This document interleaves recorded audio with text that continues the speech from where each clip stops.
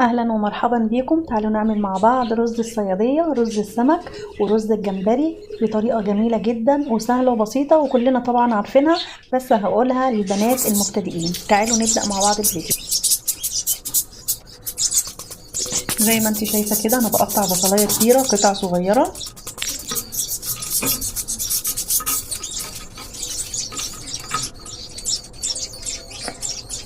صلى على النبي كده حبيبة قلبي في التعليقات، ولو مش مشتركة اشتركي في القناة وفعلي الجرس علشان خاطر يوصلك مني كل جديد. يبقى احمر كده ويبقى شكله حلو. هنحط لها دلوقتي الزيت، نحط كده شوية من الزيت بقى لحد لما تحمر وتدينا اللون الذهبي الجميل. هنشوف هنعمل ايه تاني. معايا اهو كوبايتين ونص، ومعايا كوبايتين ونص من الرز. نقلب.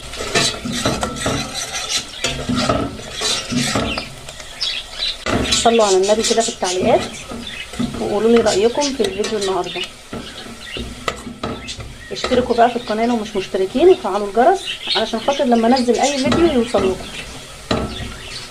بعد ما تتحمر كده طبعا معايا الطماطم والفلفل هحطهم واحط البهارات، وبعد كده هغسل الرز واحط الرز بتاعنا. دي اكله بسيطه وسهله، هعمل معاها طبعا سمك وسلطه، وهيكون ده غدا النهارده.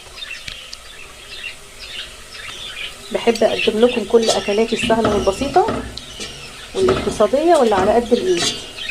يا رب قناتي تعجبكم وتشتركوا فيها وتشجعوني. نخلي بالنا علشان خاطر البصله ما تتحرقش.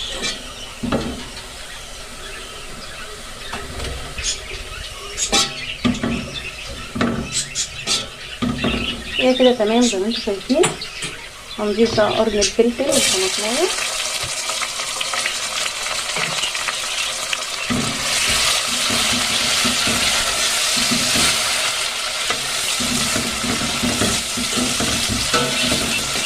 وهنحط البهارات بتاعتنا عباره عن ملح وكمون وفلفل اسمر، ونسيبها بس كده لحد لما نغسل الرز بتاعنا.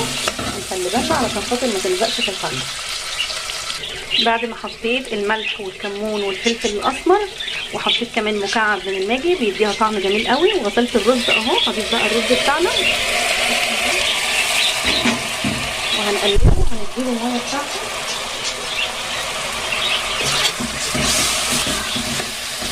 هتحطي معيار الميه على الرز البلدي، هتحطي لو 3 كوبايات من الرز هتحطي قصادهم 3 كوبايات من الميه.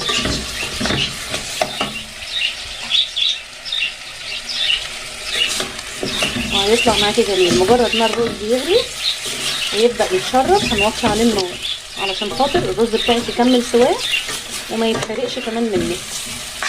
بس هي دي طريقه عمل رز الصياديه. طبعا بيتاكل جنبه سمك مقلي. هنحط بقى الميه بتاعتنا بعد ما شوحنا الرز كويس في الخلطه بتاعتنا. هنضيف بقى الميه. بسم الله. لازم تسمعي الطشه دي. تمام. هتقلبيه بقى كويس. بس هنغطي بقى الرز وهنسيبه لحد لما يغلي، وبعد كده نوطي عليه النار.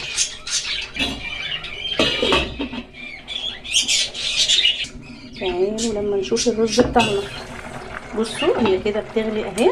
هنعمل ايه بقى؟ هنديها تقليبه. تمام زي ما انتم شايفين كده. بصوا الرز هيدينا اللون الاحمر الجميل اهو. عطيناها تقليبه. هنبدا بقى ان احنا نعمل ايه؟ هنوطي بقى عليها النار ونسيبها لحد لما تستوي على نار هاديه. تمام. يلا بينا يا بنات. الرز بتاعنا زي ما انتم شايفين، الرز الصياديه رز السمك زي ما انتم شايفين اهو. ما خدش معانا وقت، بطريقه سهله وبسيطه اهو. زي ما انتم شايفين الرزايه جميله قوي، والقرن الفلفل والطماطمايه اللي حطيتها معاهم فرقت جدا في الطعم واللون زي ما انتم شايفين. اعملوها بقى بطريقتي، بطريقه سهله وسريعه، ودي اكله اقتصاديه جميله قوي. تاكليها جنب السمك او الجمبري او اي حاجه، او عايزه تاكليها كده جنب بطاطس مفيش مشكله.